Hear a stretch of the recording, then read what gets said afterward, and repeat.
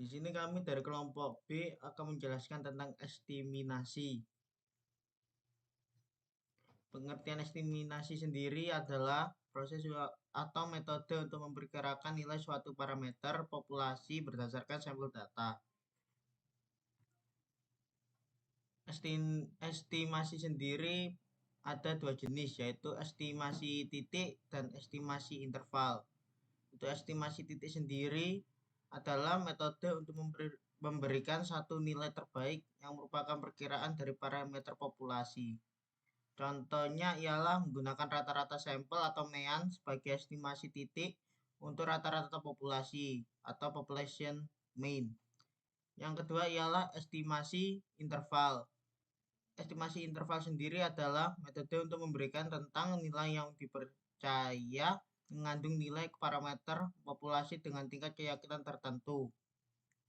Contohnya menggunakan interval kepercayaan atau confidence interval untuk memperkirakan rata-rata populasi. Sebagai contoh, kita mungkin mengatakan bahwa kita 95% yakni bahwa rata-rata populasi berada dalam rentang tertentu.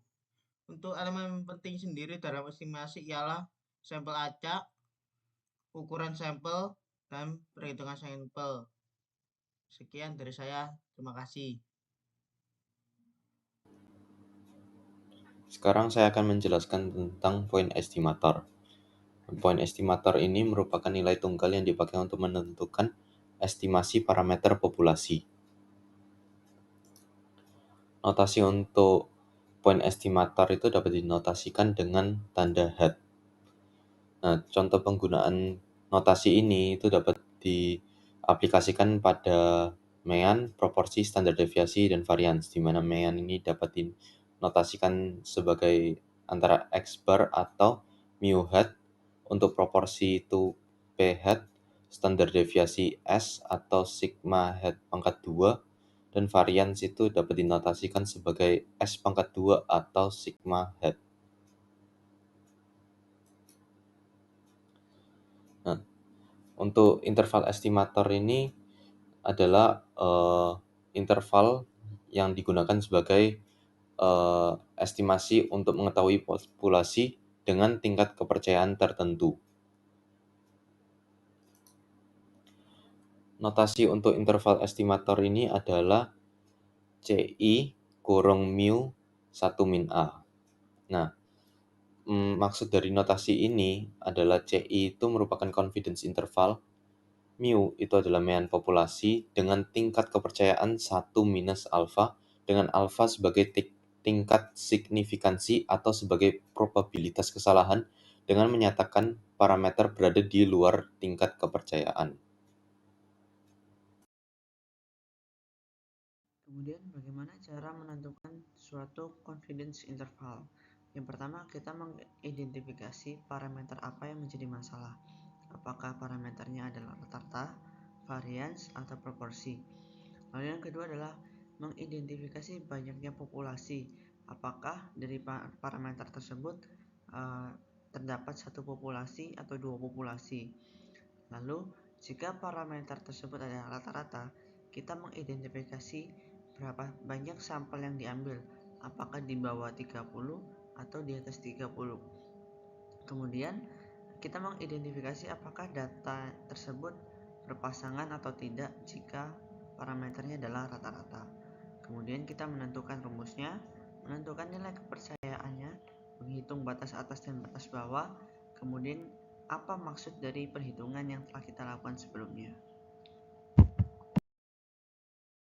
Kita akan melihat beberapa rumus estimasi dengan parameter rata-rata, varians, dan proporsi yang nanti lebih jelasnya akan dijelaskan oleh teman saya.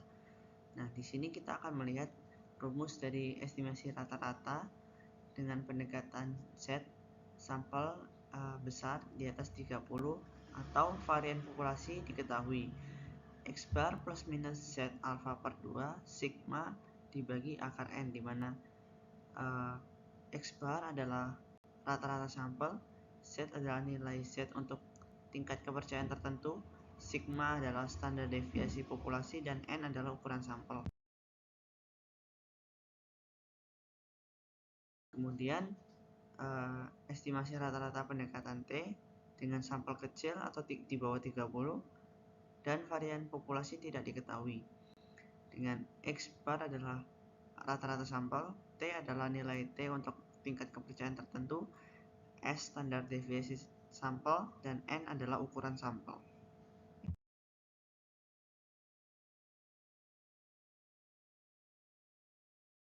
Lalu estimasi rata-rata dengan dua populasi dengan sampel besar di atas 30 atau varian populasi diketahui.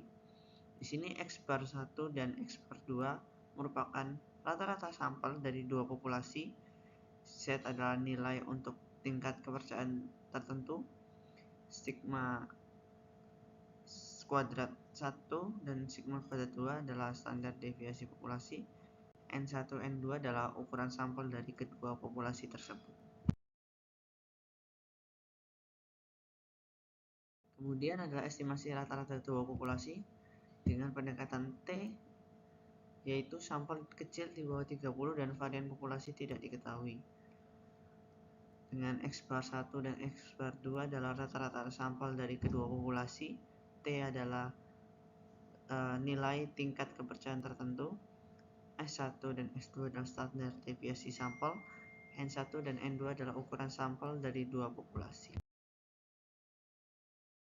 Kemudian adalah estimasi selisih data berpasangan. Dengan D bar adalah rata-rata perbedaan antara pasangan data. Lalu T alpha per 2 dengan N-1 adalah nilai T dari distribusi T untuk tingkat kepercayaan tertentu dengan derajat bebas N-1. Lalu S adalah standar deviasi dari perbedaan kedua pasangan data tadi, dan N adalah jumlah pasangan data. Lalu yang berikutnya adalah estimasi varians dengan kita menghitung lower dan uppernya, di mana S adalah varian sampel. Lalu X kuadrat alpha per 2 dengan derajat bebas N-1 dan X kuadrat 1 min alpha per 2 derajat bebas N-1 merupakan nilai C kuadrat untuk tingkat kepercayaan tertentu, dan N adalah ukuran sampel.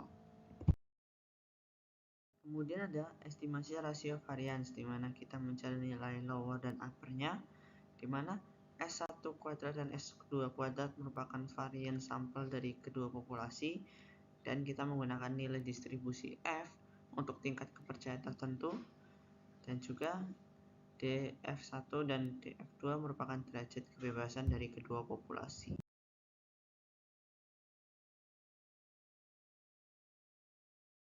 Estimasi proporsi, di mana P adalah proporsi sampel, Z merupakan nilai untuk tingkat kepercayaan tertentu, dan N adalah ukuran sampelnya. Berikutnya adalah estimasi proporsi dua populasi, dengan P1 dan P2 adalah proporsi dari kedua populasi. Z adalah nilai tingkat kepercayaan tertentu. N1 dan N2 merupakan ukuran sampel dari kedua populasi. Lalu kita lanjut ke estimasi dengan parameter Mean. Yang pertama ada rumus estimasi Mean pendekatan Z. Ini dipakai ketika sampelnya lebih dari atau sama dengan 30 atau variansnya diketahui. Ini yang satu populasi ya. Ini juga satu populasi. Ini adalah rumus estimasi Mean pendekatan T. Sampelnya lebih dari 30 kalau ini. Lebih kecil dari 30 atau variansnya tidak diketahui. Lalu ini adalah rumus estimasi Mean untuk dua populasi. Nah, ini pendekatannya yang Z. Ini dipakai ketika sampelnya lebih besar atau sama dengan 30 atau variansnya diketahui. Dan ini yang terakhir, ini estimasi Mean dua populasi juga. Ini pendekatan T. Ini dipakai ketika sampelnya lebih kecil dari 30 dan variansnya tidak diketahui. Nah, ini kita masuk ke contoh soal. Sebuah perusahaan yang membuat mainan anak-anak menjual sepeda bayi, dan menurut pembuatnya rata-rata kekuatan untuk menahan bebannya lebih dari 8 kilo dengan simpangan bakunya setengah kilo. Kemudian diambil sampel 50 sepeda dan diuji, ternyata rata-ratanya 8,1. Nah, kita disuruh membuat selang kepercayaan 95% untuk rata-rata kekuatan sepeda yang sesungguhnya.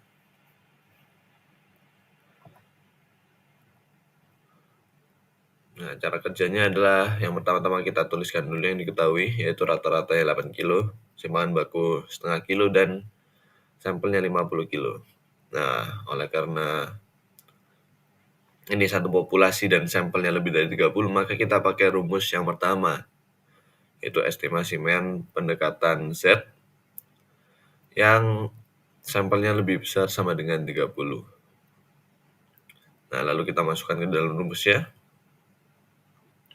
Jadi 8,1 plus minus Z 0,025 kali 0,5 dibagi akar 50.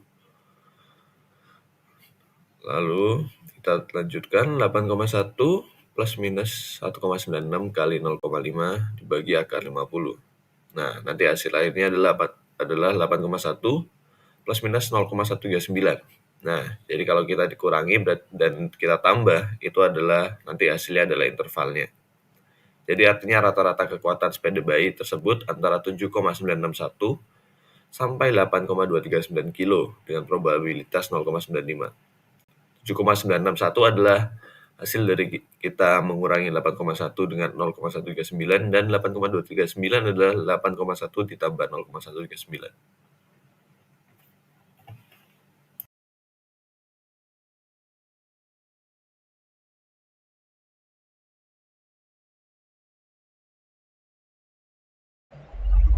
Estimasi proporsi adalah cara untuk mencari proporsi atau persentase yang tepat menggunakan confidence interval dari subset populasi yang ingin diketahui. Populasi sebuah persentase yang ada dalam sebuah populasi. Untuk melakukannya, ada 3 tahap yang sederhana. Pertama, ada untuk mengumpulkan sampel yang sudah diketahui sebelum menentukan sebuah proporsi. Kedua, menghitung sampel proporsi atau persentase yang sudah diketahui dari sampel yang dikumpulkan sebelumnya. Ketiga, ada estimasi proporsi populasi yang menggunakan confidence interval. Ini adalah contoh soal, diketahui X 90 dan N 150. Dan confidence intervalnya ada 95%. Bisa dimulai dari step kedua, yaitu mencari proporsi, dengan rumus X dibagi N, yang akan jadi P topi, lalu menggunakan rumus berikut untuk menyelesaikan hitungan awal, yang memiliki hasil akhir 0,04. Lalu step ketiga, dengan tabel normal, kita dapat menentukan dengan confidence interval 95%. Berarti kita mencari yang 0,9750, yaitu 1,96. Dan hasil 1,96 akan dikali dengan 0,04 yang tadi, yang akan menjadi 0,0784. Lalu kita akan mencari batas bawah dan batas atas. Untuk batas bawah adalah 0,6 dikurangi 0,0784 yang menjadi hasil 0,5216. Dan untuk yang batas atas adalah 0,6 ditambah 0,0784 yang menjadi 0,6784.